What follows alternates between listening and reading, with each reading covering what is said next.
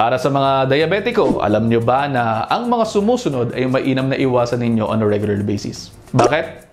Bakit on a regular basis? Malalaman nyo mamaya. Una, mga soft drinks. Napakataas ang asukal ng mga yan. Tigil-tigilan na ninyo. Pangalawa, yung mga matatamis na pagkain tulad ng donuts at iba pang pastries. Next, yung mga matataas sa saturated fats at sa trans fats tulad ng mga matatabang cuts ng karne, mga processed red meats at parating prito. Isama na rin po natin ang paninigarilyo at pag-inom ng alcohol. Sa mga pagkain, sinasabi ko naman na iwasan ang mga yan on a regular basis kasi po pwede magpataas ng asukal yung mga matatamis na yan at yung mga saturated at trans fat rich foods naman ay po pwede mag-boost ng pagkakaroon ng iba pang mga comorbids tulad ng dyslipidemia. Pero kung magkakaroon ng pagkakataon na bagsak na ang asukal ninyo, pwede maging first aid ang mga yan, lalo na yung candies kung emergency situation. Pero kung hindi, huwag nyo nang ipaglaban na kakain kayo at iinom kayo ng mga yan. Tigil-tigilan nyo na.